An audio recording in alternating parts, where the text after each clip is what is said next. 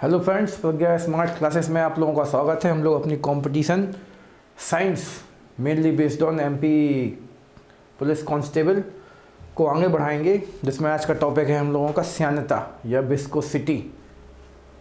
तो श्यानता के बारे में पढ़ने से पहले हमें उससे संबंधित एक स्पेशल फोर्स होता है, कारक होता है, जिसका नाम क्या है, श्यान बल। ठीक है, तो इसकी चर्चा कर लेते हैं हम लोग। काफ़ी ईजी और इंटरेस्टिंग क्लास रहेगी आज की।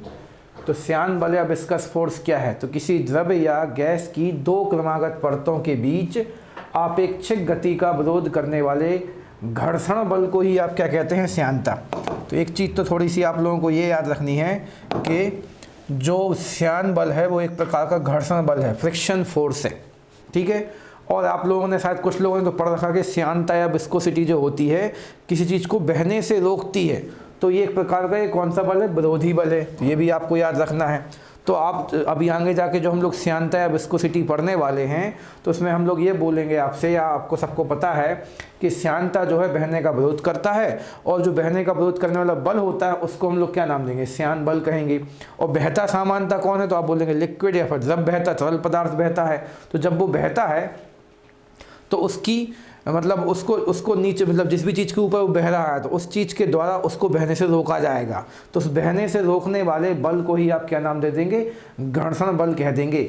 और कुछ हद की स्थिति में हम लोग देखते हैं कि द्रव से ज़्यादा तो कौन बहती हैं, गैसें बहती हैं। तो गैसों में भी आप लोगों को श्यान बल या फिर श्यानता के यानी कहने को जो प्रमाण है वो देखने को मिलेंगे। अब थोड़ा सा एक नया पॉइंट है यहाँ पे, क्रमागत परतों के बीच। तो किसी द्रव या गैस की दो क्रमागत परतों के बीच, तो यहाँ पर जैसे दिया आप लोगों का मोस्टली मानना होता है, क्या मानना होता है वो थोड़ा बता दें कि मान लीजिए ये हमारी कोई सतह है, सॉलिड है, ज़मीन बोलते हैं सीधा अपनी व्यवहारिक भाषा में, ज़मीन है या सतह है। इस सतह पर जो पानी है, ठीक है, पानी को काला कर दे रहे हैं हम, इस सतह पे ये पानी बहेगा। तो इस नीचे के सतह, जो नीचे की सतह के जो कण हैं, अणु हैं, वो स्टेबल होते हैं। ठीक है, तो हमें, और ऊपर के जो पानी के अणु हैं वो आगे की ओर बह रहे हैं। ये वाले अणु स्थिर हैं और ये वाले अणु कहाँ बह रहे हैं, आगे की ओर बह रहे हैं। तो इन स्थिर अणुओं के द्वारा ऊपर के पानी के अणुओं को आगे बढ़ने से रोका जाएगा। इस आगे बढ़ने से रोकने वाले घर्षण बल को ही हम लोग विरोधी बल कहेंगे। और कुल मिला के एक शब्द में क्या बोल देंगे, श्यान बल या विस्कस फोर्स कहेंगे। तो ये वाली चीज़ तो हमारे ख्याल से सब लोग समझते हैं कि सर जब किसी सतह के ऊपर पानी बहता है, किसी भी चीज़ के ऊपर कोई चीज़ धड़कती है, बहती है, तो वहाँ पे जो रुकावट होती है उस रुकावट को हम लोग श्यानता, और रुकावट डालने वाले बल को हम लोग श्यान बल कहेंगे। लेकिन आपको यहाँ पे इन दो चीज़ों पे, इस तो शब्द पे और ध्यान देना है। ये तो आप लोगों को सही पता है, ठीक है। यहाँ पे भी आपको ध्यान देना, दो क्रमागत परतों, वो भी किसके, द्रव मतलब पानी के या फिर गैस के। जैसे हम लोगों को पता है कि अपना वायुमंडल जो है, हमारी पृथ्वी का वायुमंडल, एटमॉस्फेयर जो है, वो भी एक के ऊपर एक इस प्रकार से कई लेयरिंग करने को परतों का बना हुआ है। जहाँ पे यहाँ पे अलग प्रकार की गैसें हैं, या फिर यहाँ पे अलग प्रकार की गैसें, या फिर यहाँ पे अलग प्रकार की गैसें। अलग प्रकार की गैसों से अर्थ है, मेन हर चीज़ यहाँ पे डिपेंड करती है किस पे, घनत्व पे, डेंसिटी पर। तो यहाँ पे गैसों का घनत्व अलग है, यहाँ पे अलग है, यहाँ पे अलग है। तो यहाँ जहाँ पे गैसों का घनत्व ज़्यादा होगा वो थोड़ी सी भारी होकर नीचे आ जाएंगी, और जिनका जहाँ पे गैसों का घनत्व कम होता है वो हल्की होकर ऊपर चली जाएंगी। और भारी चीज़ में बहाव थोड़ा सा कम होगा, हल्की चीज़ में बहाव थोड़ा सा ज़्यादा होगा। तो अब जब हम लोग देखेंगे कि भले दोनों चीज़ बह रही हैं, लेकिन नीचे की चीज़ जो है अपनी कहने को धीमी बह रही है, और ऊपर की चीज़ यदि तेज़ बह रही है, तो ऊपर की लेयर पर नीचे की लेयर के द्वारा एक थोड़ा सा विरोधी बल आरोपित किया जाएगा। ठीक है, तो हवा भी हवा पे एक श्यान बल लगाएगी। उसी प्रकार से आप लोगों को पानी, चाहे आप समुद्र की बात करें, चाहे नदी की, सबसे अच्छा उदाहरण वैसे समुद्र होता है। समुद्र में भी क्या होता है, पूरे के पूरे समुद्र के पानी का जो घनत्व होता है, डेंसिटी होती है, वो सेम नहीं होता है। वो पानी भी अलग अलग घनत्व वाली परतों में विभक्त हो जाता है। और ये वाली बात तो आप लोग सब लोग अब तक समझने लगे हैं। पीछे हम लोगों ने गुरुत्वाकर्षण में भी देख लिया है, और कई प्रकार के नियम देख चुके हैं कि जिसका घनत्व बढ़ जाएगा वो चीज़ चली जाएगी नीचे, और जिसका घनत्व कम रहेगा वो रहेगी ऊपर। तो इस प्रकार से अलग अलग घनत्व की ही एक ही पानी के कहने को, या एक ही द्रव के स्रोत पर आपको एक ही जो स्रोत के अंदर आपको द्रव की अलग अलग परतें दिखेंगी। ठीक है, अब जो अलग अलग परतें हैं, उन अलग अलग परतों का वेग भी कैसा होगा, अलग होगा। जैसे हमने यहाँ पे VT लिखा है, मान लीजिए यहाँ V1 लिख देंगे, मान लीजिए यहाँ V2 लिख देंगे, और मान लीजिए यहाँ V3 लिख देंगे। इसको हम सबसे तेज मान लेते हैं और इसको सबसे धीमा मान लेते हैं। ऐसा हो तो कुछ भी सकता है, बाकी हमने मान लिया अभी अपने आप पे। मतलब इनकी सबके जो वेग हैं, वेलोसिटीज़ हैं, वो अलग अलग हैं। तो हम लोग अब क्या देखेंगे, ऊपर वाली सतह काफ़ी तेज़ गति से बहने का प्रयास कर रही है, लेकिन नीचे की सतह जो है वो उतनी तेज़ नहीं बह रही है। तो यहाँ पे जो संपर्क सतह बनेगी, इस संपर्क सतह पे जो अणु रहेंगे, चूँकि वो इसके साथ नीचे वाले के साथ बह रहे हैं लेकिन उनकी गति कम है, वो ऊपर वाले के जो संपर्क सतह के अणु हैं वो थोड़ा सा तेज़ गति से बहने का प्रयास कर रहे हैं। तो नीचे वाले अणुओं द्वारा ऊपर वाले अणुओं को तेज़ बहने से रोकने का प्रयास किया जाएगा। उसी प्रयास को हम लोग नाम देंगे कौन सा बल, श्यान बल, और उनके गुण को हम लोग आगे जाके बोल देंगे श्यानता। तो बस ये चीज़ आपको याद रखना है कि एक ही सतह पर या फिर एक ही पानी पर आपको अलग अलग परतें मिलेंगी, अलग अलग घनत्व की, और उन सबके अलग अलग वेग हो सकते हैं, और अलग अलग वेग से बहने के कारण एक दूसरे पे वो लोग विरोधी बल डालेंगे। तो तेज़ बोलेगा धीमे वाले से भैया तेज़ चलो, या फिर धीमा वाला बोलेगा तेज़ वाले से कि धीमे चलो। तो वहाँ पर एक विरोधाभास आ जाएगा जिसको हम लोग घर्षण बल कहेंगे, और उस घर्षण बल को यहाँ पर श्यानता के सेंस में आपको श्यान बल या विस्कस फोर्स कहना है। तो टॉपिक इजी था, हमने काफ़ी लेंदी तरीके से समझाया आपको, तो आशा करते हैं समझ में आया हो। बस आखिरी में फिर से बोल देते हैं, समुद्र के अंदर भी, नदी के अंदर भी इस प्रकार से अलग अलग घनत्व की परतें बन जाती हैं, जिनकी गति भी कैसी होती है अलग, क्योंकि आप लोगों ने हमें पता है, पढ़ रखा है, समुद्र के अंदर भी नदी होती है, नदी के अंदर भी क्या होती है, नदी होती है। तो वो इसी प्रकार से अलग अलग घनत्व के जब पानी, मतलब पानी में जब अलग अलग प्रकार की चीज़ें मिल जाती हैं तो उनकी डेंसिटी घनत्व में परिवर्तन हो जाता है, और लेयर के ऊपर लेयर बहती रहती हैं, और एक दूसरे उन लेयर मतलब परतों, और उन्हीं परतों द्वारा एक दूसरे पे डाले गए आप विरोधी बल को ही क्या कह देंगे, विस्कस फोर्स या फिर श्यान बल कहेंगे। तो बस इतना आखिरी में बोलेंगे, ये सब श्यानता जो है एक विरोधी बल है जो कि बहने से या फिर जो कि बहने से रोकता है, यानी बहने का विरोध करता है। ठीक है, अब आगे चलते हैं। तो हमने जो पीछे आपको श्यान बल बताया उसी को हम लोग अब श्यानता के रूप में समझेंगे, क्योंकि श्यानता पैदा होती है श्यान बल से। ठीक है, श्यानता एक गुण है और श्यान बल तो आपको लिखा ही था पीछे, एक बल मतलब फोर्स है। ठीक है, तो श्यानता या विस्कोसिटी क्या है, तो तरल का वह गुण, यहाँ पर सामान्यतः लिक्विड लिखा है, तो अभी अब हमने पीछे ही बताया कि विस्कोसिटी या श्यानता जो मोस्टली गैस द्रवों में और गैसों में देखने को मिलेगी आपको। गैसों में आसानी से पहचान नहीं पाएंगे, ठोसों में लेकिन वो होती ही नहीं है।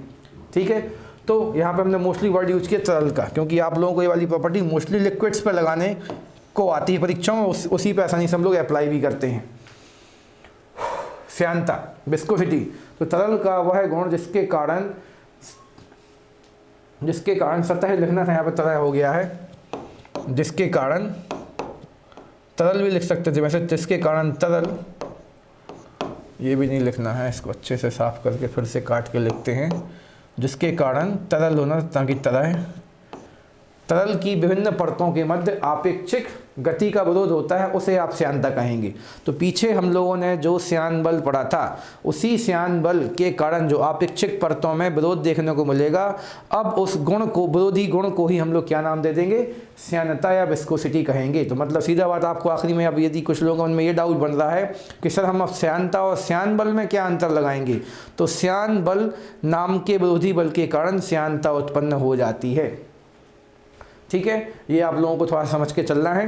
अब आगे बढ़ते हैं, टॉपिक काफ़ी ईजी है, बाकी हमारा पॉइंट अलग तो आप लोगों के साथ है ही। कोई भी डाउट है आप लोग हमसे संपर्क कीजिए और अपने ज्ञान को स्टेबल कीजिए, ताकि परीक्षा में सही सही ऑप्शन चुन के आप अपनी सफलता को सुनिश्चित कर सकें। तो किसी तरल की श्यानता आपको पढ़ने मिल गया, श्यानता भाई एक विरोधी बल है। ठीक है, विरोधी मतलब श्यानता एक विरोधी गुण है जो कि श्यान बल के कारण पैदा होगा। अब आगे चलते हैं, किसी तरल की श्यानता को श्यानता गुणांक द्वारा मापा जाएगा। इसको भी नापने के लिए क्या शब्द यूज करना हम लोगों को, श्यानता गुणांक या फिर विस्कोसिटी कांस्टेंट। तो किसी तरल की श्यानता को नापने के लिए आपको श्यानता गुणांक का उपयोग करना पड़ेगा, और श्यानता गुणांक का या फिर श्यानता का ऐसा ही मात्रक क्या बनेगा, आप लोगों को क्या याद रखना है, तो आप बोलेंगे सर डेका पॉइस या फिर पॉइजली। इसी को हम लोग PL से दर्शाएंगे, या फिर इसी का मतलब हो जाता है पास्कल सेकंड। मतलब यहाँ से आप लोगों को एक हल्की सी झलक ये मिल जाती है कि श्यानता जो कि एक प्रकार का बल है और किस पर डिपेंड करती है, जहाँ भी आप जिस भी क्षेत्र में बह रहे हो उस क्षेत्र की लंबाई पे। तो बल का मात्रक होता है कौन, न्यूटन। थोड़ा सा गलती कर दी है ना, बल नहीं दाब लिखना था। तो श्यानता के तहत जो भी जब बह रहा है वो अपनी सतह पर नीचे दाब डालेगा, और दाब डालेगा एक निश्चित समय तक।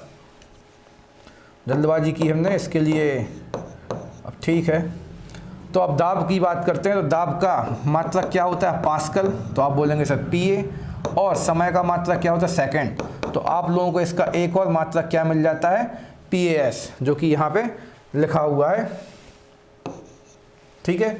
तो पास्कल सेकंड, तो पास्कल सेकंड को हम लोग डेकापॉइस या फिर पॉइजली कहेंगे, इसे आप लोग पास्कल सेकंड से व्यक्त करेंगे, ठीक है, यानी इसका मात्रक होगा। और यदि आपको श्यानता का संकेत बनाना है तो आप केवल क्या बना सकते हैं, नीटा भी बना सकते हैं, फिर डेकापॉइस या पॉइजली को भी केवल आप नीटा से दर्शा सकते हैं। तो इसे हम लोग अब आगे से केवल नीटा शब्द का उपयोग करते हुए देखेंगे। कभी कभी परीक्षा में पूछा जाता है कि श्यानता के लिए आप क्या संकेत उपयोग करेंगे, तो आप बोलेंगे नीटा, नीता नहीं, नीता तो सब लोग जानते हैं, नीता अंबानी तो वो नहीं थे, वहाँ पर टमाटर का ना होता है, टमाटर का ना कि तबूतर का। आगे चलते हैं ना, तलवार का नहीं है। तो इसका सही मात्रक डेकापॉइस या फिर उसी को बोलेंगे पॉइजली या उसी को बोलेंगे पास्कल सेकंड, और इनका संकेत क्या बन जाएगा श्यानता का, तो आप बोलेंगे नीटा। तो श्यानता या श्यानता गुणांक का, तो एक क्वेश्चन तो इजी वाला ही बनता है। आप लोगों ने कई बार यदि ऑब्जेक्टिव परीक्षा में कभी लगाई या फिर पीछे के पेपर देखे होंगे कि श्यानता को व्यक्त करते हैं किस में, तो श्यानता गुणांक में। अब श्यानता गुणांक में आप व्यक्त तो कर सकते हो, लेकिन श्यानता गुणांक को भी यदि आपको किसी अपने मात्रक की सहायता से नापना है तो पास्कल सेकंड, और पास्कल सेकंड को हम लोग डेकापॉइस या पॉइजली भी कह देंगे। अब आगे चलते हैं, टॉपिक कीजिए, तो बार बार पढ़ने का हमें कुछ फ़ायदा समझ में आ नहीं रहा है। श्यानता केवल द्रवों तथा गैसों का गुण है, ये तो पीछे ही आपने बता दिया, क्योंकि श्यानता एक प्रकार से बहने वाला गुण है, ठीक है, या बहने से रोकने वाला गुण है। तो मेन तो पहले आपको रोकना है, तो उसके पहले हमें क्या करना पड़ेगा, बहना पड़ेगा।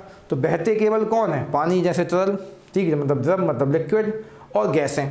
बस गैसें थोड़ी सी इतनी तेज़ गति से बहती हैं कि उनको हम लोगों को बहता हुआ ना मान, उनको हम लोग उड़ता हुआ मान लेते हैं, बाकी बहती तो वो भी हैं। तो श्यानता का गुण जो है केवल और केवल किसके बीच बाद में देखने को मिलेगा आपको आसानी से, द्रवों और गैसों के बीच। और हम लोगों से एग्जाम में सबसे ज़्यादा क्वेश्चन किसके बारे में आएंगे, तो आप बोलोगे द्रवों के, लिक्विड्स के बारे में। सबसे अच्छा श्यानता का गुण एक्सप्लेन करने की क्षमता किस वाले अब बनी पदार्थ की अवस्था के पास होगी, तो आप बोलेंगे द्रव अर्थात लिक्विड। द्रवों में श्यानता अणुओं के मध्य लगने वाले सहसंजक बलों के कारण होती है। तो ये भी हम लोगों को पता है कि भैया जो हमारा पानी है इस प्रकार से यदि आगे बढ़ने से रुक रहा है, तो यहाँ पर जैसे नीचे से कई बार, जैसे हमने एक चीज़ आपको पीछे बताना भूल गए कि सामान्यतः हम लोगों का यदि ये मानना होता है कि जो पानी है वो दूसरी सतह के संपर्क सतह के बीच घर्षण बल के कारण ही रुकेगी, उसके पीछे वो तो सही है हम लोगों का लॉजिक। और एक और लॉजिक हम लोगों को याद रखना है कि कोई जो द्रव है या लिक्विड है, कोई भी पदार्थ है, यदि बहने से रुक रहा है तो घर्षण बल के अलावा उस पर उसके ही अणुओं द्वारा लगाए जाने वाले ससंजक बल के कारण भी वो रुकने का प्रयास कर सकती है, रुक सकती है। कैसे आप बोलेंगे, तो मान लीजिए पानी यहाँ पर बह रहा था, पानी का एक अणु ये है, पानी का दूसरा अणु ये है, और ये अणु है। तो ये अणु लगातार इसको छोड़ के आगे जाने की कोशिश कर रहा था, लेकिन इन दोनों अणुओं के बीच में एक सहसंजक बल काम कर रहा था, जिस कारण से ये अणु इसको छोड़ के आसानी से आगे नहीं बढ़ पा रहा है और वो उसको रोकने की प्रयास करेगा। हम लोगों को पता है आगे जाके कभी ना कभी तो पानी की मात्रा खत्म हो ही जाएगी, तो जहाँ पे पानी की मात्रा खत्म होगी वहीं से ये वाला पानी आगे बहने का प्रयास नहीं करेगा, वो आगे के सभी अणुओं को रोकने का प्रयास करेगा, और आगे जाके वही बल, रुकने वाला बल ट्रांसफर होता जाएगा और आगे जाके कहीं ना कहीं पानी रुक जाता है। तो आखिरी में इतना हम संक्षेप में या शॉर्ट में बोल दें आप लोगों से कि श्यानता जो है केवल दो परतों के अलावा, केवल दो परतों के मध्य लगने वाले घर्षण बल पर डिपेंड नहीं करती है, उसी द्रव के ससंजक बल या फिर उसी द्रव के अणुओं के मध्य लगने वाले ससंजक बल अर्थात कोहेसिव फोर्स, पिछले वाले चैप्टर में हम लोगों ने पढ़ा था, कोहेसिव फोर्स पर भी डिपेंड करेगा। तो ये आप लोगों को याद रखना, खास करके इसमें तो द्रवों में, क्योंकि द्रव जो होते हैं, द्रव मतलब पानी जैसी कोई भी लिक्विड जैसी कोई भी चीज़, तो उसमें तो अणु पास पास होते हैं। गैसों में क्यों नहीं बोल पाएंगे, क्योंकि गैसों के अणु कभी आसानी से पास पास रुकते ही नहीं हैं, जैसे उनको जगह मिलती है वो फटाक से क्या होते दूर चले जाते हैं। तो उनमें ससंजक बल का मान होता तो है लेकिन बहुत ज़्यादा नगण्य होता है, तो वहाँ पर केवल घर्षण बल काम कर पाएगा। द्रवों में कौन सा बल भी काम कर लेगा, तो आप बोलेंगे, तो यहाँ पे केवल तो लिखा नहीं है, द्रवों में श्यानता अणुओं के मध्य लगने वाले ससंजक बलों के कारण होती है, तो के कारण नहीं। और साथ में पीछे कौन सा वाला बल भी पढ़ा था पता है, घर्षण बल यानी श्यान बल। अच्छा नहीं लगा, इसको अच्छा लिख दें, इस पर भी डिपेंड करेगी, ठीक है। या फिर सीधा फिर आप आखिरी में बोल देंगे कि उस घर्षण बल और ससंजक बल दोनों को मिला के हम लोग एक नाम दे देंगे अपना श्यान बल। तो टॉपिक थोड़ा सा इजी इंटरेस्टिंग है, आशा करते हैं आपको समझ में आए। कुछ पॉइंट हमने आप लोगों को डीप में भी समझाए हैं ताकि हम लोग सही प्रकार से आसानी से आंसर पिक कर सकें। अगला पॉइंट क्या लिखा, गैसों में श्यानता द्रवों की तुलना में बहुत कम होती है। ठीक है, श्यानता का अर्थ क्या होता है? गैसों में श्यानता, और श्यानता का अर्थ है बहने से रोकना, हमने ऊपर भी लिखा था। तो गैसों में श्यानता मतलब बहने से रोकना का गुण द्रवों की तुलना में बहुत कम होगा। अर्थात गैसों को तो हम लोग बहने से आसानी से नहीं रोक सकते, लेकिन द्रव मतलब लिक्विड को रोक सकते हैं। मतलब गैसों के पास श्यानता अर्थात बहने का गुण द्रवों की अपेक्षा कैसा होगा? कम होगा।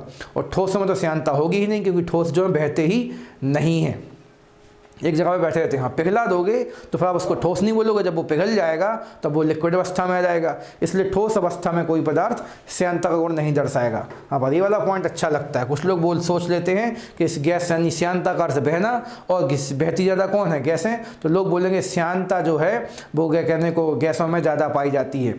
तो श्यानता, वैसे आप लोग गलती से सही तो बोल दो, तो उसमें गलती क्या हो जाएगी कि श्यानता का अर्थ है बहना, तो वो वाली चीज़ गलत है। श्यानता का अर्थ है बहने से रोकना, अर्थात बहने से रोकने का गुण गैसों में कम होता है। इसका अर्थ ये है कि गैसों में श्यानता कैसी होती है? बहुत कम होती है, मतलब वो रोकने का प्रयास नहीं करती। तो बार बार बोल के आपको डाउट में ले जाते हैं, सीधा बस आपको इतना बताते हैं कि श्यानता का अर्थ बहना नहीं, बहने से रोकना है, और गैसों को बहने से रोकना संभव नहीं है। इसका मतलब ये है कि गैसों में श्यानता जो बहुत कम होती, मतलब वो ज़्यादा रोकने का प्रयास नहीं करते द्रवों की अपेक्षा। ठोसों में तो नहीं है। एक आदर्श तरल यानी आइडियल लिक्विड की श्यानता जो है शून्य होती है। श्यानता शून्य होती है मतलब उसको रोकने का प्रयास नहीं करता, क्योंकि हम लोगों को पता है लिक्विड मतलब तरल, तरल मतलब लिक्विड। इसका सामान्य, तरल का सामान्य गुण तो क्या होता है? बहना। तो यदि इसकी श्यानता शून्य होगी तो वो क्या करता रहेगा? बहता ही रहेगा, बहने से रोकने का प्रयास नहीं करेगा। पर सामान्यतः प्रकृति में कोई आदर्श तरल नहीं पाया जाता। फिर भी हम लोगों से प्रतियोगी परीक्षा में क्वेश्चन बनते हैं कि यदि कोई तरल को यदि आप आदर्श तरल बोलने वाले हो तो उसकी श्यानता अधिक होगी, कम होगी या शून्य होगी? तो हम लोगों को क्या मानना है? शून्य होगी। शून्य होने का अर्थ है उसकी श्यानता शून्य के अर्थ वो बहने से रोकेगा नहीं, वो बहता ही चला जाएगा। गाना बन जाएगा, बहती हवा सा है कौन? आदर्श तरल। अगला पॉइंट क्या लिखा? ताप बढ़ने पर द्रवों की श्यानता घट जाती है। तो ताप बढ़ाएंगे यदि हम लोग तो द्रवों की श्यानता, गलत पढ़ दी हमने जल्दबाजी में, तो ताप बढ़ने पर द्रवों की श्यानता घट जाती है। ठीक है, तो ताप बढ़ाने पर द्रवों की श्यानता घट जाती है। तो ये भी काफ़ी इजी है समझाने में। हम लोगों को पता है जब किसी लिक्विड को आप गर्म कर दोगे और गर्म करके वो पिघल जाएगा, और पिघलने पे आसानी से बह जाएगा। ठीक है, तो गर्मी आपने उसको बढ़ाई, तो गर्मी के बढ़ाने से वो आसानी से पिघल गया, और पिघलने से आसानी से बह गया, और आसानी से बह रहा है मतलब उसके पास श्यानता कैसी है? कम है ना? उसके पास श्यानता कैसी है? कम है, क्योंकि यदि श्यानता बढ़ेगी तो वो रुकेगा ना कि बहेगा। श्यानता मतलब अब यहाँ पे एक चीज़ आप लोगों से हम शेयर करना भूल गए। श्यानता का अर्थ हम लोग अपनी प्रतियोगी परीक्षाओं में आसानी से क्या भी मान सकते हैं। श्यानता मतलब एक प्रकार से गाढ़ापन, और हम लोग को जितना अधिक श्यानता होगी मतलब विस्कोसिटी होगी, हमारा द्रव उतना ही तक गाढ़ा अर्थात कंसंट्रेटेड होगा, ऐसा हम लोग मान सकते हैं। ठीक है, व्यवहारिक भाषा में अपनी परीक्षा में सही ऑब्जेक्टिव पिक करने के लिए। तो यहाँ जैसे हमने यहाँ पे बोला है आपसे कि ताप बढ़ाने पर द्रव पिघल जाएगा मतलब पतला हो जाएगा, और पतला हो जाने पर आसानी से बहेगा। आसानी से बहेगा मतलब वो उस पर अब जो रुकावट है वो कम पड़ेगी, और रुकावट ही क्या है? श्यानता। रुकावट कम तो श्यानता भी कैसी? कम अर्थात घट जाएगी।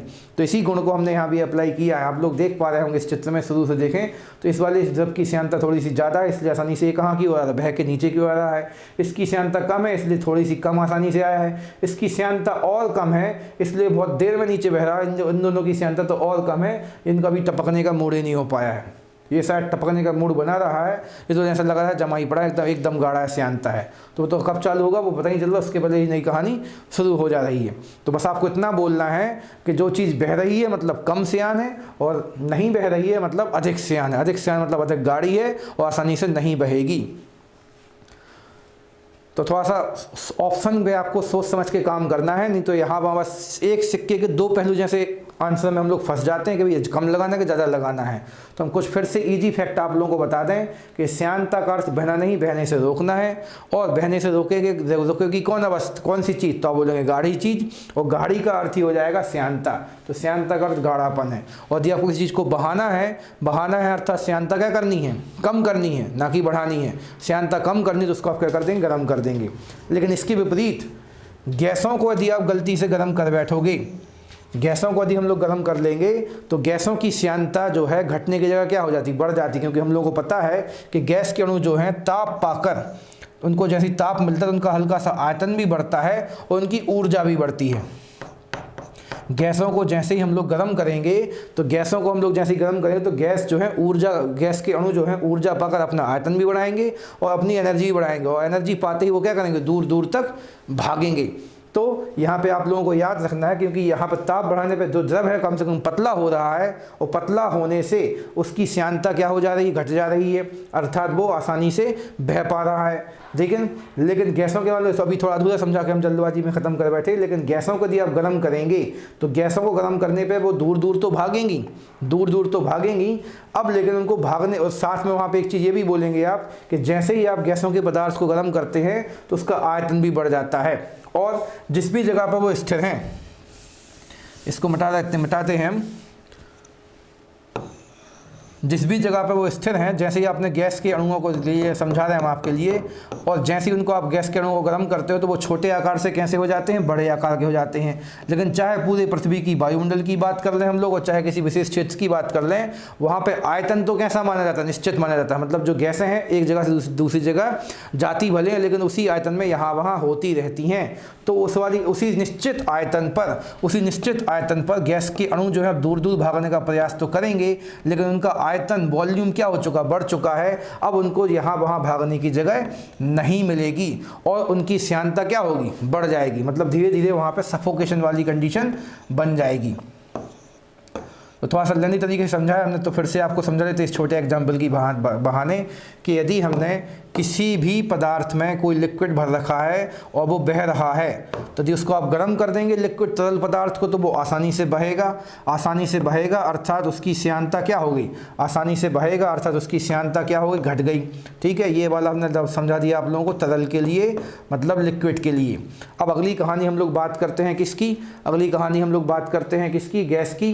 तो गैस के अणुओं को यदि आप गर्म करेंगे तो गैस के अणुओं का आयतन बढ़ जाता है, और जहाँ पर वो भरे होते हैं उस आयतन में तो कोई परिवर्तन नहीं होता है। तो अब उसी छोटी सी जगह पे गैस के बड़े बड़े अणु समा जाते हैं, जिनको अब आसानी से गति करने का मौका नहीं मिलेगा, और गति करने का मौका नहीं मिलेगा अर्थात बहने को नहीं मिलेगा, और बहने को नहीं मिलेगा अर्थात क्या है, बहने का विरोध, और बहने का विरोध को ही हम लोग क्या कहते हैं, श्यानता। तो यहाँ पे गैसों की श्यानता जो है घटने की जगह विपरीत प्रकार से क्या हो जाती है, बढ़ जाती है। ठीक है, तो ये आप लोगों को समझना है अच्छे से, और एक बार अकेले बैठ के रिवाइज करना है कि जो भी फैक्ट यहाँ पर लिखे हैं क्या उस पर आप हमारे जैसा आसानी से सोच पा रहे हो। यदि नहीं तो फिर से आप हमसे संपर्क कीजिए, हम लोगों के प्रज्ञा स्मार्ट क्लास के कॉन्टैक्ट नंबर पर कॉल कीजिए। जो भी समस्या हम आपको इसका एक रिवीजन वीडियो या फिर डाउट वाला वीडियो फिर से बना के देंगे, कोई समस्या नहीं, बस बार बार बता के अभी हम आपको डाउट में डालना नहीं चाहेंगे। अब फिलहाल में आगे बढ़ते हैं, टॉपिक काफ़ी इजी है, बस शब्द इतने यहाँ पे थोड़े से क्लोज हैं कि हम लोग छोटा सा भी घट का कम कर दिया, घट का कम क्या फिर कम का बढ़ कर दिया तो गलती हो जाती है। इसलिए बोलने में गलती हो सकती है लेकिन सोचने में गलती नहीं होती। अच्छी बात यह है क्योंकि एग्जाम में आपको ऑप्शन मिलेंगे सामने, अब ऑप्शन पे बैठ के आसानी से सोचिए। और थोड़ा सा हमारे इन वाले जो भी हमने यहाँ पे आपसे चीज़ें शेयर की, यहाँ पे आप लोग यदि सोचेंगे सर कोई ट्रिक बता दीजिए, कोई हमें तुक्का बता दीजिए, तो वो नहीं होता। ये तो सिक्के का जैसा काम है कि आपने सिक्का उछाला, अब हेड आएगा कि टेल आएगा, मतलब श्यानता बढ़ेगी कि घटेगी, बस इतना काम है। तो उसके लिए आपको थोड़ा सा बस हल्का सा सोचना है, आप आसानी से काम कर लेंगे। और ये सारी चीज़ें व्यवहारिक जीवन पे आधारित हैं, हम लोगों को भी पता है, इसलिए आसानी से हम लोग इनको समझ भी सकते हैं। तो कृपया करके सोचें और अपनी लाइफ को काफ़ी स्टेबल बनाएं। तो अगले टॉपिक की ओर बढ़ते हैं। तो हम लोगों ने अभी श्यानता समझा। अब श्यानता जो है मोस्टली हम लोगों को, हमने बोला सबसे ज़्यादा हम लोगों को अपने व्यवहारिक जीवन में कहाँ देखने को मिलेगा, तो आप बोलेंगे पानी जैसी चीज़ों में, मतलब तरल पदार्थों में। गैसों में होती तो है, पर गैसों का अध्ययन करना आसानी से संभव नहीं हो पाता है, खासकर श्यानता के सेंस में। उसके लिए हम लोगों को फिर दूसरे नियम पढ़ने पड़ते हैं आगे जाके। इसलिए श्यानता का संबंध सबसे ज़्यादा हम लोग किस चीज़ के संबंध में देखेंगे, द्रव संबंधी पदार्थों में, लिक्विड मटेरियल्स में। तो उसी से संबंधित एक चीज़ है हम लोगों की सीमांत वेग। ठीक है, सीमांत वेग, मार्जिनल वेलोसिटी बोलते हैं जहाँ तक इसको इंग्लिश में। इसका इंग्लिश वर्ड कन्फर्म अभी ध्यान नहीं आ रहा। तो बाकी सीमांत मतलब जहाँ पे सीमा का अंत होता है, तो मार्जिन का भी क्या हो जाएगा, मतलब जो मार्जिन पर ही सीमा खत्म हो जाती है, तो मार्जिनल वेलोसिटी या फिर लिमिट भी वो के सेंस में। तो अभी कन्फर्म इंग्लिश वर्ड नहीं आता है, तो अगली बार हम चाहो तो कमेंट बॉक्स में खुद शेयर कर देंगे या फिर आप लोग भी देख के पढ़ लेना। बाकी टॉपिक काफ़ी ईजी है। तो जब कोई वस्तु किसी श्यान द्रव में गिरती है, अब श्यान का मतलब हमने पीछे बोला आपसे जिसमें श्यानता होगी, और श्यान का अर्थ हल्का सा हमने क्या बताया आप लोगों को, गाढ़ा। तो एकदम गाढ़ा तो नहीं मान सकते हम लोग, तो श्यान का अर्थ कंसंट्रेटेड मान सकते हैं, लेकिन एकदम से नहीं। श्यान का बस आपको ये मानना है जिसमें श्यानता होगी। श्यानता होगी अर्थात वो किसी भी चीज़ का बहने से विरोध करेगी। तो ऐसे लिक्विड को हम लोग क्या नाम देंगे? श्यान द्रव या विस्कस लिक्विड। ठीक है, तो उसमें हल्का फुल्का गाढ़ापन, तो एकदम गाढ़ा नहीं होगा। श्यानता का अर्थ हमने लगभग में आपसे बोलते गाढ़ापन, और गाढ़ेपन का यूज हम लोगों को इस सेंस में सोचना है कि वो आसानी से बहेगा नहीं, कहीं ना कहीं जाके रुक तो जाएगा, क्योंकि हमने पीछे पढ़ लिया है ना, पीछे पढ़ लिया कि यदि आप आदर्श तरल लेके आए हो, आइडियल लिक्विड लेके आए, तो उसकी श्यानता 0 है। तो यहाँ पे हम लोगों को सीमांत वेग को समझने के लिए कोई भी द्रव नहीं लेना, आपको क्या बोलना, आपको श्यान द्रव लेना थी। गलती से हम लोग आदर्श द्रव लेके आ जाएंगे तो वो बहता ही जाएगा, रुकेगा नहीं। तो बहती हवा जो है पता नहीं कहाँ तक जाएगी और हम लोग को काम का काम नहीं करने देगी। तो जब कोई वस्तु किसी श्यान द्रव में गिरती है, इस पर थोड़ा नजर बना के रख सकते हैं, हम भविष्य की साथ समझाएंगे आपको। श्यान द्रव में गिरती, तो ये व्यक्ति महोदय इस द्रव में गिरे हैं, ठीक है। और आगे चलते तो प्रारंभ में तो उसका वेग बढ़ता जाता है, जैसे ही वो पानी के अंदर जाएगी, तो हम लोग द्रव को यहाँ पे पानी ही मान लेते हैं, तो पानी में जैसे ही वो जाएगी तो प्रारंभ में तो उसका वेग बढ़ता जाता है, किंतु कुछ समय के बाद या पश्चात वह नियत वेग से गिरने लगती है। इस नियत वेग को ही, कांस्टेंट वेलोसिटी या स्पीड को ही हम लोग वस्तु का सीमांत वेग कहेंगे, ठीक है। तो मान लीजिए हमने इस वाले द्रव में, जो कि एक अपने आप में श्यान द्रव है जो बहने का विरोध करेगा, ठीक है, इसमें किसी व्यक्ति की जगह वस्तु को गिराया, तो जैसे ही वो वस्तु इसके अंदर जाएगी, जैसे ही वो वस्तु इस द्रव के अंदर जाएगी, तो प्रारंभ में तो उस वस्तु के पास खुद का एक भार है, और भार भी एक बल है, और नीचे से पृथ्वी का गुरुत्व केंद्र जो है वो भी उसको कहाँ की ओर खींच रहा है, नीचे की ओर खींच रहा है। तो उस पर दोनों बल काम करेंगे और उसकी नीचे जाने की गति बहुत ज़्यादा होगी। लेकिन निश्चित समय के बाद यहाँ पे हम लोगों को पता है एक उत्प्लावक बल भी काम करता है, जो हमने पिछली क्लास में आप लोगों से चर्चा में लाए थे, ठीक। उत्प्लावक बल या फिर बॉयंट फोर्स के नाम से पढ़ा था इसको हम लोगों ने, उत्प्लावक बल। और उत्प्लावक बल कहाँ पे फेंकता है हम लोगों को? ऊपर।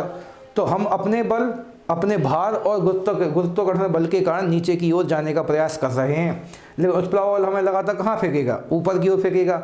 तो इस नीचे आने वाले बल और ऊपर जाने वाले बल के कारण शुरुआत में तो हमारे पास दो बल थे, ठीक है, मतलब हवा में जब तक थे तो हम लोग तो अपनी तरफ से एक बल अप्लाई करेंगे, तो शुरुआत में तो आपको अधिक बल के कारण अधिक वेग मिलेगा, लेकिन एक निश्चित समय के बाद हम लोगों का बल जो है पानी में जाके हल्का सा कम या ख़त्म हो जाएगा, और हम लोगों पे अब केवल गुरुत्वाकर्षण बल और उत्प्लावक बल काम करेगा, और दोनों के बीच में एक बैलेंस स्थापित हो जाएगा और हमें वस्तु को पूर्णतः पानी के द्वारा कहने को बैलेंस कर लिया जाएगा, जिस कारण उसके वेग में वृद्धि खत्म हो जाएगी, और निश्चित वेग से फिर वो कहाँ जाएगी? नीचे। मतलब सीधी बात है कि जब हम किसी वस्तु को पानी में फेंकेंगे या द्रव में फेंकेंगे, तो शुरुआत में तो वो तेज गति से नीचे जाएगी, फिर उसके बाद उसके वेग में समानता आ जाएगी। मतलब मान लीजिए शुरुआत में उसका वेग 10, फिर 12, सफाई से लिखें, मानिए उसका वेग 10, फिर 12, फिर 13, अब 13 के बाद बढ़ना खत्म, तो फिर हो सकता है 13 की गति से ही कहाँ जाएगी? नीचे।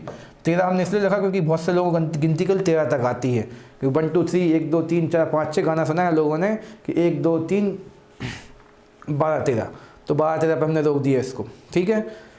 तो हम लोग को थोड़ा सा ध्यान रखना है, टॉपिक इजी है इसलिए हमने रोकने का प्रयास किया और आप लोगों से थोड़ा सा मन भटकाने का भी प्रयास किया। सीमांत वेग क्या है? जब किसी वस्तु को आप किसी द्रव में फेंकते हो तो शुरुआत में तो तेज गति से नीचे जाती है, क्योंकि इस पर दो बल काम कर रहे हैं, लेकिन उस विपरीत भी एक बल काम करता है। तो ये बल कुछ समय बाद उन दोनों बलों को बैलेंस कर लेगा और उसके बाद उसका वेग बढ़ना बंद कर देगा, रोकेगा नहीं, उसको वेग बढ़ना बंद कर देगा, फिर वस्तु जाएगी नीचे। अब लेकिन उसके वेग में वृद्धि नहीं होगी, 13 रह जाएगा। तो एक निश्चित सीमा तक वृद्धि होती है, उसके बाद वृद्धि नहीं होती। तो जहाँ पर वृद्धि होना बंद मतलब नियत वेग, उस नियत वेग को या कॉन्स्टेंट वेलोसिटी को हम लोग क्या नाम दे देंगे? सीमांत वेग कह देंगे, ठीक है। ठीक है, तो आगे बढ़ते हैं। इस अवस्था में तो जो हमने सीमांत वेग पढ़ ली, इस अवस्था में वस्तु का भार, और हम लोग को पता है वस्तु का भार भी एक प्रकार का बल है। आप सब ने हमें याद करवा दिया है बार बार बोल के कि भार W बराबर क्या होता है? mg, और m का मतलब द्रव्यमान और g का मतलब त्वरण। द्रव्यमान गुणा त्वरण ही क्या है? बल है। तो इस अवस्था में वस्तु का भार, ठीक है, श्यान बल और उत्प्लावन बल के योग के बराबर। तो श्यान बल की चर्चा करना भी भूल गए जबकि हम लोग श्यानता टॉपिक में थे यहाँ पे। तो उत्प्लावक बल भी हमें ऊपर फेंकेगा, और जब ये वस्तु नीचे की ओर गति कर रही है, ठीक है, जब वस्तु नीचे को गति कर रही है तो यहाँ पे जो पानी भरा हुआ है उस पानी के अणुओं द्वारा इसको नीचे जाने से रोका जाएगा। ठीक है। तो इसका बल और नीचे गुरुत्वाकर्षण बल, ये दो बल हैं, और जो वो दो बल उसको नीचे, मतलब दो बल उसको नीचे, मतलब ये हमारे वस्तु का बल और गुरुत्वाकर्षण बल, उसके कारण वो नीचे जा रहा है। लेकिन जो हम लोगों का यहाँ पे श्यान बल के रूप में घर्षण बल और उत्प्लावक बल, उसको कहाँ फेंकेंगे, ऊपर की ओर फेंकेंगे, जिससे, तो यहाँ पे कल वस्तु का भार लिखा, क्योंकि वस्तु के भार में ही कौन शामिल होता है, जी शामिल होता है। तो हम वहाँ पे एक्स्ट्रा आपको बोल के सुना रहे हैं, ठीक है। तो वस्तु का भार जो है एक निश्चित समय के बाद श्यान बल और उत्प्लावन बल के योग के बराबर हो जाएगा, अर्थात वस्तु पर कार्य करने वाले सभी बलों का योग शून्य हो जाने पर वस्तु समान गति से नीचे की ओर जाएगी। तो ये आप लोगों को ध्यान रखना है कि जब कोई वस्तु द्रव के अंदर गति करती है तो उसके अंदर श्यान बल तो हमने पीछे समझाया था, लेकिन अभी पिछले इस वाले टॉपिक पर हम चर्चा करने से थोड़ा सा भूल गए। तो आप लोगों को याद रखना, उत्प्लवन मतलब हमने पीछे से उठाया, प्लवन चैप्टर से, फ्लोटेशन से, जो कि ऊपर को फेंकता है, ठीक है। तो इन दोनों बलों का जो योग है इसके बराबर हो जाएगा, मतलब इन तीनों बलों को आप जोड़ोगे तो सब कुछ हो जाएगा शून्य, फिर वस्तु पे कोई बल काम नहीं करेगा, और वस्तु समान वेग से कहाँ की ओर जाएगी, नीचे की ओर जाएगी और बैठ जाएगी नीचे जाके। अब क्या लिखा, सीमांत वेग जो है, मतलब सीमांत वेग जो है वो वस्तु की त्रिज्या के वर्ग के अनुपाती होती है, अर्थात बड़ी वस्तु अधिक वेग से और छोटी वस्तु कम वेग से गिरती है। मतलब हम लोग जितनी बड़ी वस्तु यहाँ पे फेंकेंगे वो उतना ज़्यादा हटाएगी और कहाँ की ओर जाएगी, नीचे की ओर जाएगी, ठीक है। और उतनी सीमा तक उसका वेग जो है फटाफट बढ़ेगा, और निश्चित सीमा के बाद उसकी निश्चित वेग से कहाँ की ओर जाती जाएगी, नीचे की ओर जाती जाएगी, क्योंकि वो ज़्यादा तरफ हटाएगी। लेकिन यदि आप कोई छोटी वस्तु फेंकेंगे, घनत्व की चर्चा नहीं हो रही है अभी यहाँ पे, केवल किसकी चर्चा हो रही है, तो आप बोलेंगे त्रिज्या मतलब उसके आकार की। यदि हमने कोई इसकी जगह पे छोटी वस्तु फेंक दी तो उसकी त्रिज्या कम होगी, जिस कारण से वो कम पानी को हटाएगी, और कम पानी को हटाने के कारण उसका वेग शुरुआत में कम रहेगा, मान लीजिए 5 रहेगा, फिर 6 रहेगा, फिर 7 रहेगा, फिर 7 से ही कहाँ जाती जाएगी, वो नीचे जाती जाएगी। तो छोटी वस्तु को कम वेग मिलेगा, और जो सीमांत वेग है वो भी कम रहेगा, और बड़ी वस्तु का वेग जो है वो अधिक रहेगा, वो भी कैसा रहेगा, तेज वेग से नीचे जाएगी। और ये जो वेग है वो किस पर डिपेंड करता है, तो आपको ध्यान रखना है त्रिज्या के वर्ग पर, त्रिज्या के वर्ग पर बस डुबोना है, ना कि पानी पर तैरना। नहीं तो आप लोग सोच रहे होगे सर हमें तो पता है कि चौड़ी वस्तु जो होती है वो आसानी से तैर पाती है, और जो सक्रिय वस्तु वो नहीं तैर पाती। तो आपको दोनों को, चाहे सक्रिय वस्तु हो, चाहे चौड़ी वस्तु हो, चाहे नैरो हो, चाहे ब्रॉड हो, सभी वस्तुओं को पानी में डुबो देना है। तो आप क्या ध्यान देंगे, यदि आप कभी अपने घर पर एक प्लेट को पानी में डुबोएंगे तो बहुत तेज़ गति से नीचे जाएगी, और चम्मच को डुबोगे यदि आप, तो चम्मच को नीचे जाने की जो गति है वो प्लेट की अपेक्षा कैसी रहेगी, कम रहेगी। क्यों? क्योंकि प्लेट के पास त्रिज्या ज़्यादा है और चम्मच के पास त्रिज्या कैसी, चम्मच के अगर कटोरी ले लें तो कटोरी की त्रिज्या कैसी है, कम रहेगी। इस प्रयोग को आप लोग आज ही करके देखें, बस दोपहर के समय में करके देखें, ठंडे का मौसम है, ठंडे पानी में कर दो आप, तो हमसे बोलो कि सर्दी हो गई, ऐसा हो गया, वैसा हो गया। तो सोच समझ के करना है थोड़ा सा ये वाला काम। तो आखिरी में रिवाइज कर देते हैं, सीमांत वेग क्या है, ठीक है। सीमांत वेग के बारे में आपको इतना ध्यान रखना है, जब किसी वस्तु को पानी में फेंका जाता है, वो पानी को थोड़ा सा श्यान होना चाहिए। श्यान होने का मतलब उसको वस्तुओं को रोकने का प्रयास करना है, खुद को भी रोकने का प्रयास करना है, ठीक है। तो श्यान जब में फेंका जाता है तो शुरुआत में तो वेग बढ़ता है, लेकिन एक सीमा बाद वेग बढ़ना बंद और वेग निश्चित, फिर उस निश्चित वेग से नीचे गति करते रहते हैं। तो जिस निश्चित वेग से वस्तु नीचे को गति करती है उसे ही हम लोग सीमांत वेग कहेंगे। और ये सीमांत वेग जो है वस्तु के उत्प्लावन यानी वस्तु के भार के कारण पद को देखने को मिलेगा। बस एक कहानी यहाँ पे होगी, भार पर तो हम लोगों को अपना खुद का भार का बल और गुरुत्वाकर्षण बल का देखने को मिलेगा, और वस्तु को ऊपर कौन फेंकेगा, तो आप बोलेंगे सर श्यान बल और उत्प्लावन बल वस्तु को रोकने का प्रयास करेंगे या फिर ऊपर धकेलने का प्रयास करेंगे, गति करने से रोकेंगे। इस स्थिति में वस्तु के भार का बल और ये दोनों बल बराबर हो जाएंगे, और दोनों बल बराबर का मतलब दोनों का योग क्या हो जाएगा, शून्य। और शून्य होने की स्थिति में अब उसके ऊपर कोई बल काम नहीं करेगा, और जब बल काम नहीं करेगा तो वेग नहीं मिलेगा, और वेग निश्चित रह के नीचे जाएगा। क्योंकि हम लोगों को पता है वेग नहीं मिलेगा और वेग में परिवर्तन नहीं होगा, अर्थात त्वरण नहीं आएगा, और त्वरण नहीं आने से वेग में परिवर्तन भी नहीं होगा और वो स्थिर रह जाएगा। और आखिरी कहानी हमने ये बोल दी है, छोटा पदार्थ धीमी गति करेगा, बड़ा पदार्थ बड़ी गति करेगा। तो आगे बढ़ने का मन है अभी हाल फिलहाल में तो हमारा, क्योंकि ज़्यादा खींचेंगे तो फिर बोर हो जाएंगे, क्योंकि टॉपिक काफ़ी डीप हैं और ब्रॉड हैं, लेकिन इतना डीप में हम लोगों की फिजिक्स यानी साइंस वगैरह आनी नहीं है, इसलिए इनको आप बस ऊपरी ऊपरी याद रखें। सीमांत वेग क्या है, ठीक है, और उस पर कौन कौन से बल काम करते, तो आप बोलेंगे श्यान बल और उत्प्लवन बल। उसको नीचे की ओर लेके कौन जाएगा, वस्तु का भार, जो कि खुद एक बल था। तो थोड़ा सा अच्छे से हमारे वीडियो को बार बार रिवाइज करके देखेंगे तो आपको ज़्यादा समझ में आएगा, क्योंकि हम कम समय में ज़्यादा देने का प्रयास कर रहे हैं आपको, इसलिए थोड़ी हमें स्पीड मेंटेन करनी पड़ रही है। हमें ये बात पक्का कंफर्म है कि अभी हम लोगों के एमपी कांस्टेबल के पेपर में 15 से 20 क्वेश्चन तक आ सकते हैं साइंस के, लेकिन उसमें साइंस में आप लोगों को फिजिक्स, केमिस्ट्री और बायोलॉजी और थोड़ा बहुत कंप्यूटर सभी कुछ मिलेगा, इसलिए हमें सब कुछ कवर करना है। और मोस्टली सिलेक्शन जो है वो ही नहीं साइंस के टॉपिक्स पे डिपेंड करता है, क्योंकि आजकल के बच्चों पे मोस्टली मैथ्स, रीजनिंग और जीके वगैरह वो तो सब पे बनता है, पर ये चीज़ सब पे नहीं बनती। हम लोग इसलिए देखेंगे मोस्टली बच्चों के जो मार्क्स हैं 60-70 के आसपास रहेंगे, लेकिन कट ऑफ जो होगा 70-75 के अबव रहेगा। तो वो 4-5 नंबर जो एक्स्ट्रा आएंगे या लाएंगे वो किस सेक्शन से आएंगे, तो आप बोलेंगे कि सर मोस्टली साइंस से ही आने वाले हैं, क्योंकि ये सेक्शन जो है या तो लोगों पे बनता नहीं है या फिर कम बनता है, जिसका लोग डाउट में बस माइनर मिस्टेक्स करके आएंगे, जिन पे हम चर्चा यहाँ पे कराने की कोशिश कर रहे हैं आपसे। तो फिलहाल ध्यान दे लें और जो भी डाउट है उन पर सोचना शुरू कर दें। टाइम अभी भी काफ़ी लोग सोच रहे 2 महीने से तैयारी नहीं हो पाएगी, तो हम तो बोलेंगे 2 महीने का टाइम सफिशियंट होता है, जिसमें आप लोग मन लगा के पढ़ेंगे तो सिलेबस पूरा भी हो सकता है, और जिन लोगों का हो चुका वो आसानी से रिविजन भी कर सकते हैं। तो अगला बहुत इंपॉर्टेंट टॉपिक है धारा रेखीय प्रवाह, स्ट्रीम लाइन फ्लो। इससे क्वेश्चन तो काफ़ी बनते रहते हैं, जिन लोगों ने पढ़ रखा है या फिर जिन लोगों ने पुराने पेपर भी देख रखे होंगे तो उनको एक न एक क्वेश्चन तो यहाँ से लगभग हर पेपर में देखने को मिला होगा। ठीक है, तो धारा रेखीय प्रवाह क्या है? तो द्रव का ऐसा प्रवाह जिसमें द्रव मतलब लिक्विड का प्रत्येक बिंदु या प्रत्येक कण, द्रव का प्रत्येक कण उस बिंदु से गुजरता है जिससे उससे पहले वाला कण गुजरा था। तो वैसे परिभाषा लिखने वाली तो आनी नहीं है हम लोगों को। ठीक है, उस वाले प्रवाह को आप धारा रेखीय प्रवाह कहेंगे। मान लीजिए नदी है, ठीक है, इस नदी पे एक कण यहाँ पे है और एक कण यहाँ पे है, तो ये कण जो है बह के आगे चला गया, तो अगला कण यदि इसी वाले कण की जगह पे आएगा, ठीक है, ऐसा सामान्यता होता भी है। ठीक है, तो इस प्रकार से जितने भी आगे कण हैं वो एक आगे बढ़ते जाएंगे और पिछला कण जो है अगले कण की जगह लेते हुए आगे बढ़ता जाएगा। तो इस प्रकार से कणों के या अणुओं के या मॉलिक्यूल्स के आगे बढ़ने वाली गति को हम लोग लिक्विड्स में क्या नाम दे देंगे? धारा रेखीय प्रवाह, जहाँ पे धारा जो है एक ही रेखा में बही गया। कुछ लोगों का मानना है सर रेखा तो सीधी होती, तो नहीं भैया, सब लोगों ने मैथ्स में पढ़ रखा है रेखाएं 2 प्रकार की होती, सरल रेखा और वक्र रेखा, straight line and curved line. तो रेखा चाहे पानी अब आपका ऐसा बहे और चाहे ऐसा बहे, किसी भी प्रकार से आप बढ़ें, बस आपको ये ध्यान देना है कि एक कण जो है अगला कण जो है अपने अगले कण के, पिछला कण जो है अगले कण के स्थान से ही क्रमशः आगे बढ़ेगा, मतलब एक ही मार्ग में सभी कण आगे बढ़ेंगे, तो उस वाले फ्लो को हम लोग क्या नाम दे देंगे? धारा रेखीय प्रवाह। इस चित्र में भी आप लोग देख सकते हैं कि ये कण जो है इस वाली लाइन का जो कण है अपने आगे वाले कण को फॉलो कर रहा है, ये वाला कण जो अपने आगे वाले को फॉलो कर रहा है और ये वाला कण अपने आगे आने वाले को फ्लो कर रहा है। ठीक है, और उसी मार्ग पर वो लगातार आगे बढ़ते जा रहे हैं। तो इस वाले फ्लो को या फिर इस वाले बहाव को या इस वाले प्रवाह को हम लोग क्या नाम दे देंगे? धारा रेखीय प्रवाह, अर्थात एक ही रेखा में धारा का प्रवाह। ठीक है, अगला फैक्ट और जोड़ा है इसमें, यहाँ से धारा की प्रवाह कहलाता है कि आगे से इसमें किसी नियत बिंदु पर प्रवाह की चाल, इसमें किसी नियत बिंदु पर प्रवाह की चाल और उसकी दिशा कैसी बनी रहती है?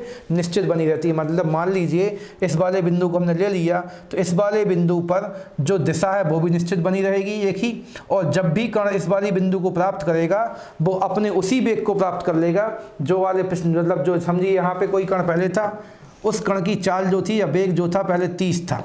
ठीक है, और जैसे ही यहाँ पे कोई अगला कण आएगा तो उसको भी चाल कितनी मिल जाएगी? 30।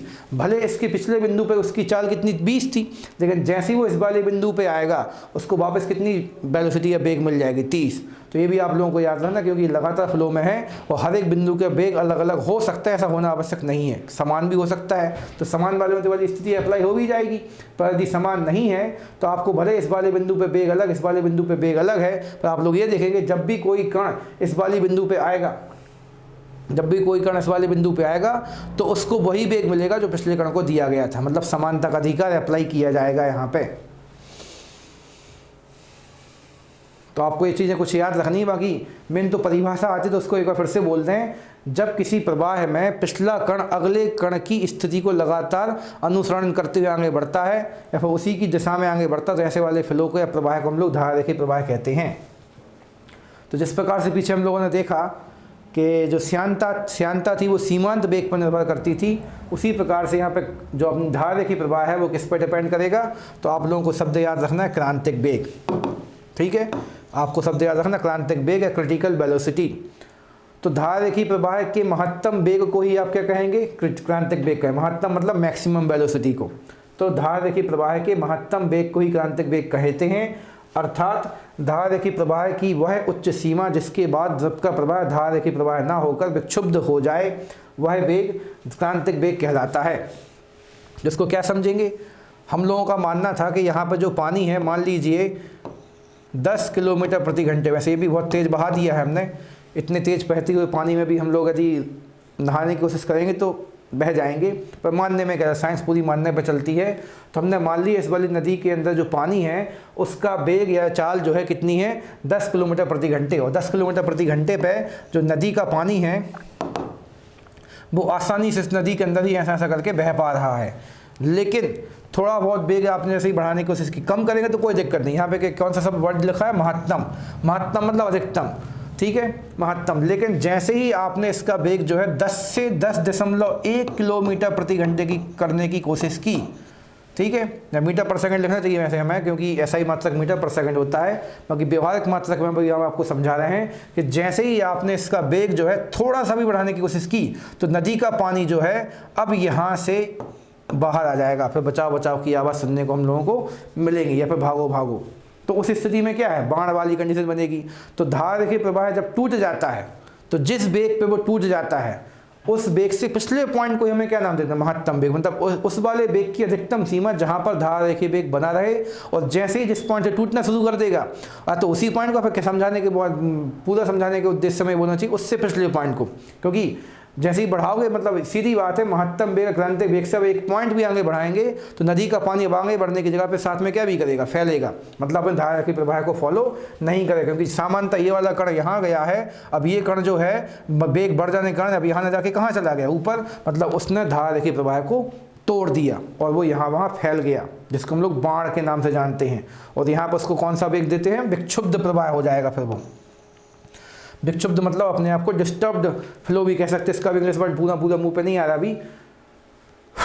तो धारा रेखीय प्रवाह में आपको क्या ध्यान देना है कि धारा रेखीय प्रवाह, वह धारा रेखीय प्रवाह में आपको ये, मतलब इसमें क्रांतिक वेग में ये ध्यान देना है कि धारा रेखीय प्रवाह जब तक आसानी से हो रहा है तो वो अपने कंट्रोल में है, और जैसे धारा रेखीय प्रवाह टूट के फिर जो द्रव है वो यहाँ वहाँ फैल जाएगा, तो किस वेग पे वो फैला है, ठीक है, किस वेग पे फैला है उससे जस्ट पिछले वाले पॉइंट को हम लोग क्या नाम दे देंगे, क्रांतिक वेग। मतलब या फिर सीधा बोलेंगे अब एक शब्द में कि जिस अधिकतम वेग तक धारा किसी पानी के या लिक्विड के धारा रेखीय प्रवाह में बदलाव नहीं होता है उसे हम लोग क्या नाम दे देंगे, धारा रेखीय प्रवाह का क्रांतिक वेग। यदि उससे अब एक भी पॉइंट बढ़ाओगे तो कौन सा वेग आ जाएगा, धारा रेखीय प्रवाह ना होगे विक्षुब्ध प्रवाह आ जाएगा, डिस्टर्ब्ड फ्लो आ जाएगा।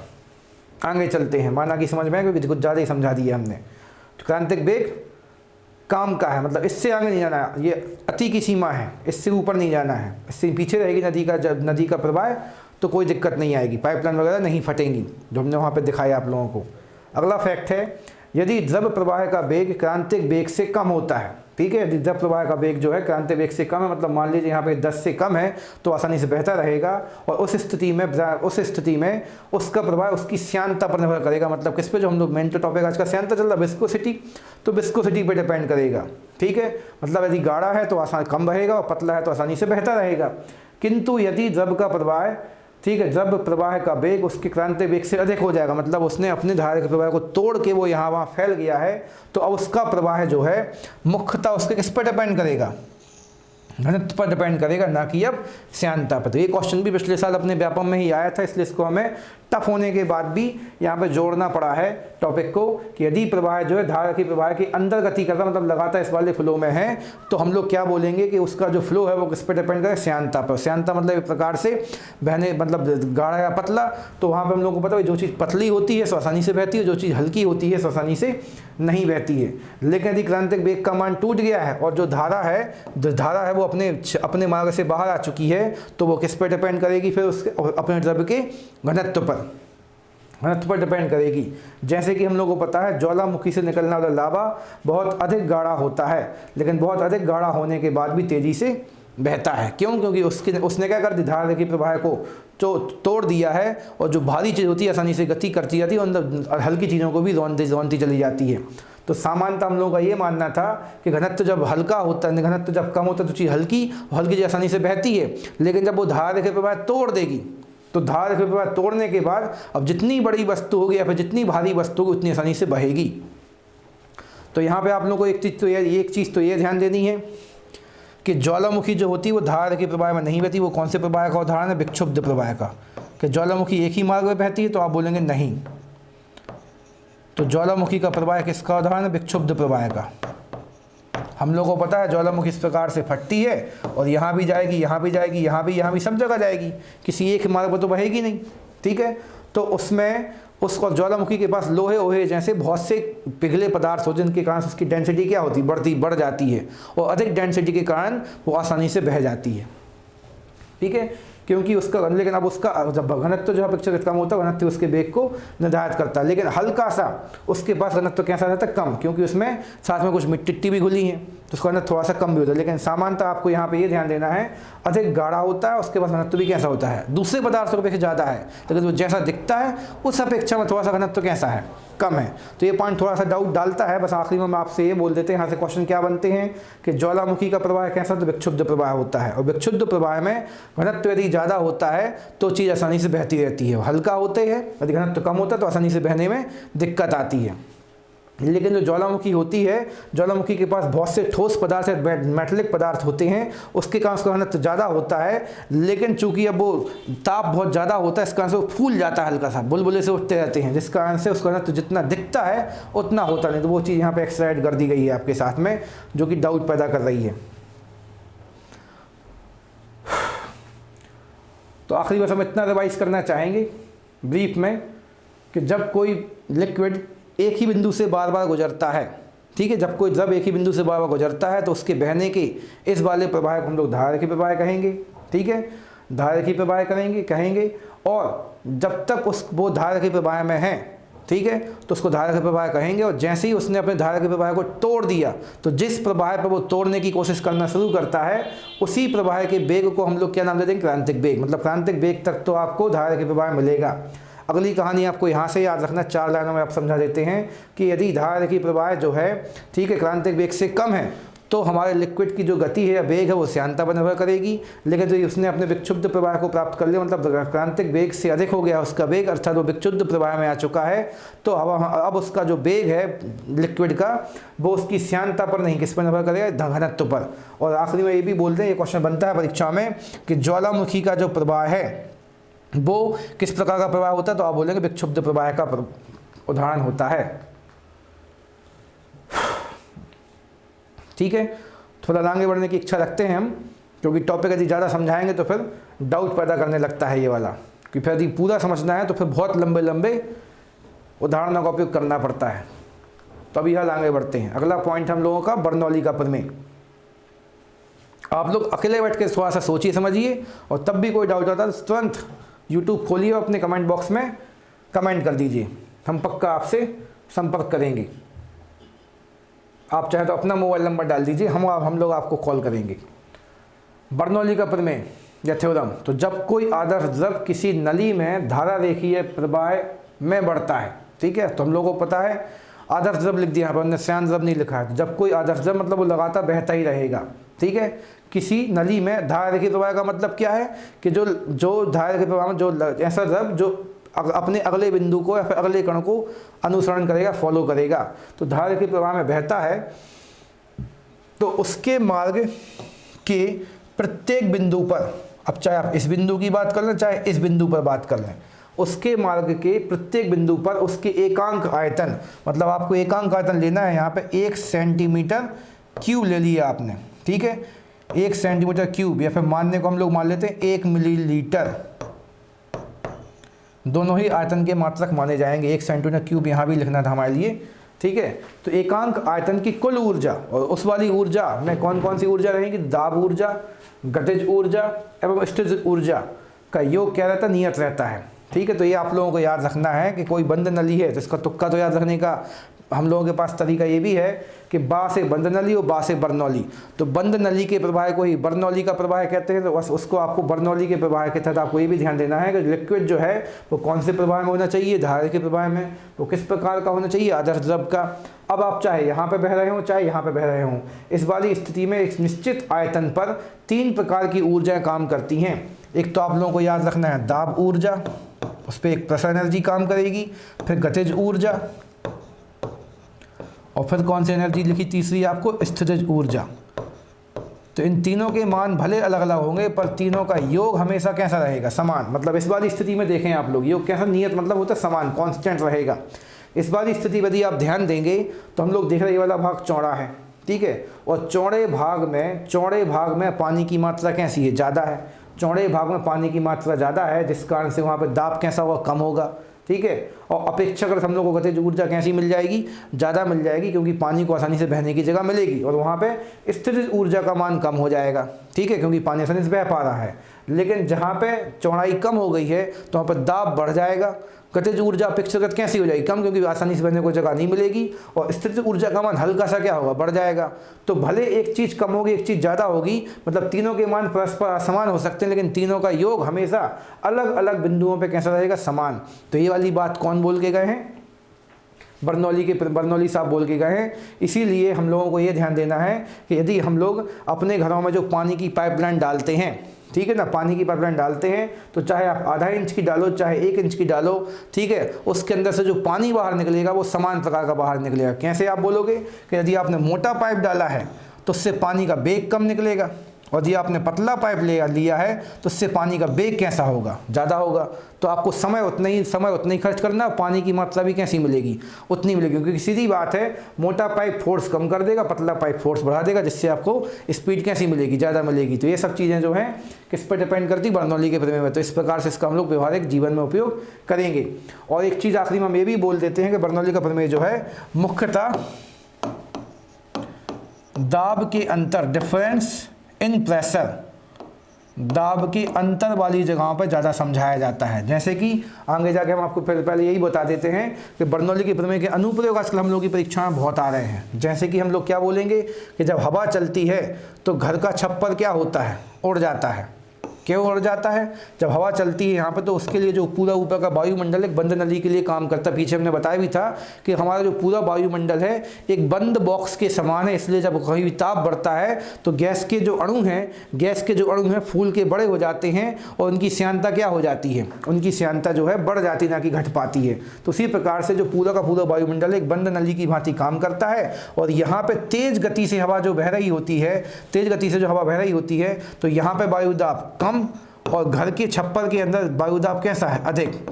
और पीछे हमने आप लोगों को बताया है कि हर चीज़ जो है अधिक दाब से कहाँ की ओर जाने की कोशिश करती है, अंदर कम दाब की ओर। तो अंदर जो थोड़ी बहुत हवा होती है इस कम दाब की ओर जाने का प्रयास करती है, उसको निकलने को जगह नहीं मिलती, इस छप्पर को ही उड़ा के वो क्या करती है, ले जाती है। तो एक सीधा क्वेश्चन बनता है कि तेज हवा के प्रवाह में घर या फिर जो टीन या चद्दर के जो छप्पर होते हैं वो उड़ जाते हैं, किस यानी किस नियम से। तो आप आंसर लगाएंगे बर्नौली के प्रमेय से। वहाँ पे इस चीज़ को भी समझाया जा सकता है, लेकिन थोड़ा टफ है, तो हमने सीधा आपको अलग से रेट कर दिया। बर्नौली का प्रमेय दाब के अंतर पे भी डिपेंड करेगा। दूसरा क्वेश्चन ये बनता है कि हम लोगों को रेलगाड़ी अर्थात ट्रेन से दूर खड़े रहने की सलाह दी जाती है। क्यों?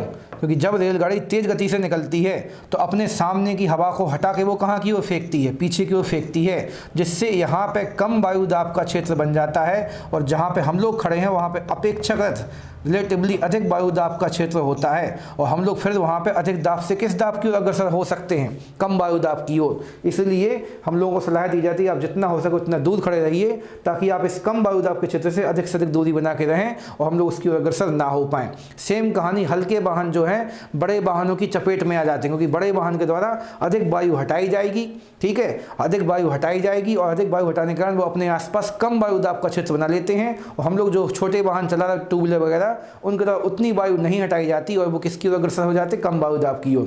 जिसमें गलती किसी की नहीं होती है, बस गलती होती है इस दाब के अंतर की।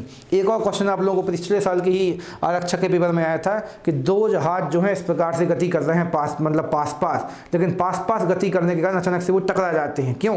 तो जबकि उन दोनों ने बढ़िया कंट्रोल किया था, लेकिन अपने आप ही कुछ समय बाद वो टकरा जाएंगे। तो क्यों टकरा जाएंगे? सेम कहानी फिर से आप बनाएंगे कि दोनों जहाज जब आगे बढ़ रहे थे तो अपने आजू बाजू की हवा को कहाँ हटा रहे थे? पीछे की ओर हटा रहे थे। तो उनके बीच में निम्न वायुदाब का क्षेत्र बन गया और वो दोनों अधिक वायुदाब से कहाँ की ओर अग्रसर हो गए? निम्न वायुदाब के दोनों में टक्कर हो गई बिना किसी गलती के। जबकि दोनों के भी जो क्या बोलते हैं हम लोग कप्तान थे, ठीक है, पायलट तो नहीं बोलते, कप्तान थे, वो दोनों ही अपने आप में कहने को PhD धारी थे उस क्षेत्र में, लेकिन तब भी टक्कर हो गई। अब अगली कहानी हम लोगों को एक फैक्ट टेबल लिखा है, इस पे में मतलब बर्नौली के प्रमेय पर आधारित एक बेंचुरीमीटर है, बेंटुरीमीटर लिखा है यहाँ पे, बाकी मोस्ट लोग इसको बेंचुरीमीटर पढ़ते हैं। बेंचुरीमीटर की सहायता से आप नली में द्रव्य के प्रवाह की दर ज्ञात कर सकते हैं। जैसे कि हम लोगों को पता है आजकल हम लोग के घर में जो पानी की सप्लाई होती है म्यूनसिपालिटी के, नगर पालिका वगैरह के, तो उस वाले पानी के पाइप पर भी अब एक मीटर लगने की बात कही गई है। तो वो जो मीटर होगा वो किसका उदाहरण होगा? बिजली का मीटर नहीं होगा, वो कौन सा मीटर होगा? बेंटुरीमीटर होगा, जो कि ये नाप कर लेगा आसानी से कि आपके इस वाले क्षेत्र से कितना पानी आपने बाहर निकाल दिया है। तो उस हिसाब से हम लोगों को पानी का बिल भी आएगा। तो किसी भी क्षेत्र में पानी के बहने वाली दर को नापने वाला यंत्र कौन सा है? तो आप बोलेंगे बेंचुरीमीटर, जो कि किस प्रमेय पर आधारित है? तो बर्नौली के प्रमेय से।